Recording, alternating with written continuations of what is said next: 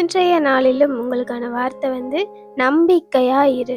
சங்கீதம் 37 5 வசனம் சொல்லுது, உன் வழியை கர்த்தருக்கு ஒப்புவித்து அவர் மேல் நம்பிக்கையா இரு, அவரே காரியத்தை வாய்க்க பண்ணுவார்.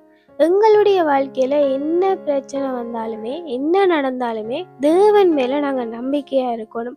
எங்களுடைய வழிகளை அவரிடத்துல ஒப்புவித்து ஜெபங்கள்லையும் விசுவாசத்திலையும் நாங்க உறுதியா இருக்கும்போது தேவன் எங்களுடைய காரியத்தை வாய்க்க பண்ணுவார்.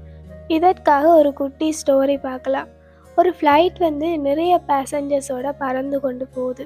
திடீரென்று பார்த்தா அந்த ஃப்ளைட் ஏதோ ஒரு பிரச்சனையினால சிவராகுது. அதனால் அந்த ஃப்ளைட்டில் இருந்த எல்லா பேசஞ்சர்ஸுமே பயந்து நடுங்கி அடுத்தது என்ன ஆகுமோன்று குழப்பத்தோடு கூட இருக்கிறாங்க. ஆனால் அந்த ஃப்ளைட்டில் இருக்கிற ஒரு குட்டி பொண்ணு மட்டும் எந்த ஒரு பயமும் நடுக்கமும் இல்லாமல் தைரியமாக இருக்கிறத பக்கத்தில் இருந்த பேசஞ்சர் பார்க்குறாங்க. அதன் பிற்பாடு அந்த பெண் பிள்ளையிடம் அந்த பேசஞ்சர் கேட்குறா, எல்லாருமே பயந்து நடுங்கி அடுத்தது என்னாகுமோன்று குழப்பத்தோடு இருக்கும்போது நீ மட்டும் எப்படி இவ்வளவு தைரியமாக இருக்கிறான்னு கேட்கும்போது அந்த பெண் பிள்ளை சொல்லுது, உங்களை பொறுத்த வரைக்கும் அந்த பைலட் மூன்றாவது ஒரு நபர், ஆனால் எனக்கு அவர் அப்பா.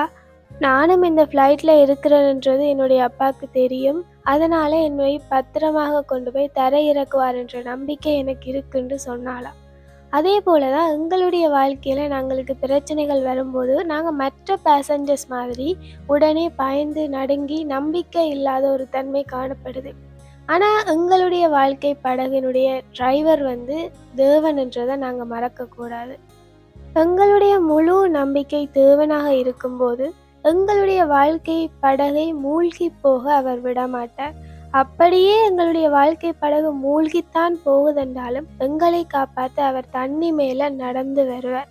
எங்களுடைய முழு நம்பிக்கை அவரா இருந்து அவரையே நம்பிக்கையாய் பிடித்து கொண்டு நடப்போமா இருந்தா எங்களுடைய வாழ்க்கையை நடத்த அவர் போதுமானவராக இருக்கிறார். Have a hopeful day.